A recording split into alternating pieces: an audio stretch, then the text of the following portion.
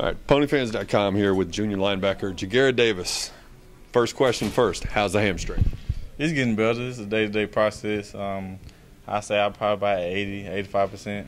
So I still have little nags here and there, but for the most part, it's feeling a lot better.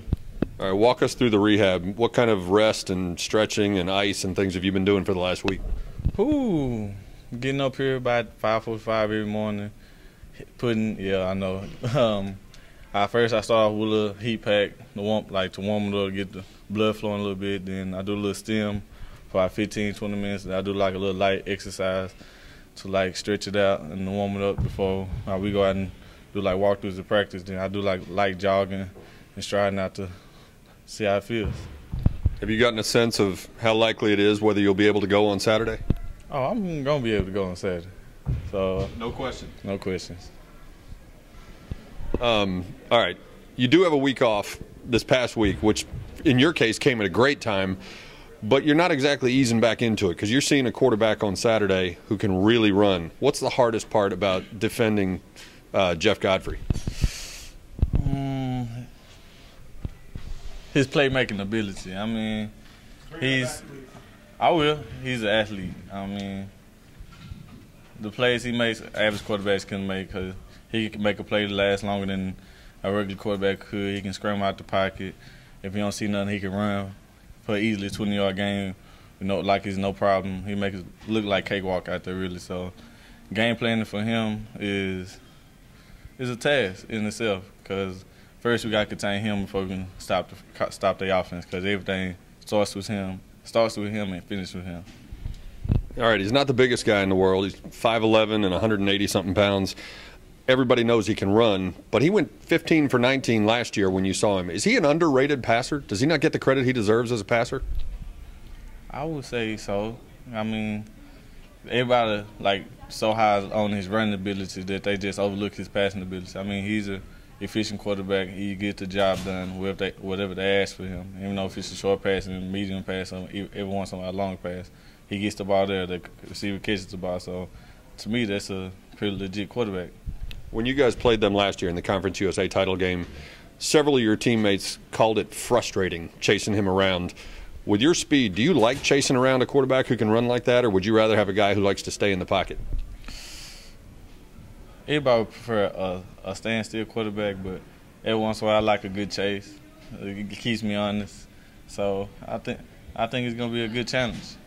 What do you guys do this weekend to try to contain him? Do you use a spy like you did against, Northwestern State? Do you use, Taylor Reed or somebody like that to try to shadow him up and down the sideline?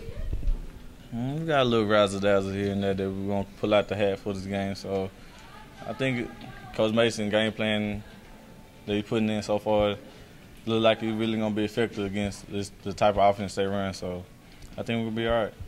Their running backs are pretty similar size, pretty similar numbers. When you look at them on film, do they run the same way? Do they have the same style of players, or is there a lot of contrast in defending those two guys? In a way, for the most part, they're very similar. Okay, both pretty big backs, very powerful backs. They run through arm tackles. They don't go down easily. I mean, they finish the play. They work longer than the opponents they have been playing against so far. So we just got to wrap one step and wrap, 2 steps and squeeze and try to get them down. Is UCF sort of two different teams in one? They're 3-0 at home and they're 0-2 on the road. When you look at them on film, what's the difference? I play here and I play there. That's the only thing I see.